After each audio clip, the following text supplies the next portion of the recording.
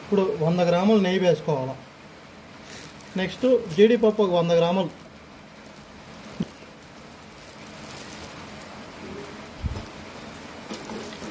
దోరగా gold colour వచ్చే రకంగా వేయించుకోవాలి.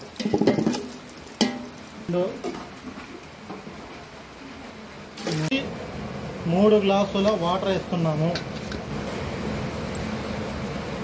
యాలకుల పొడి పేస్ట్ పౌడర్ చేసుకుని వేస్తున్నాం.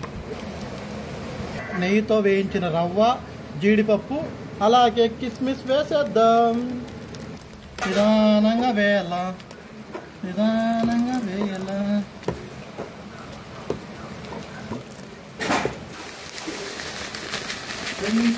చక్కెర వేసి కలిపేద్దాం.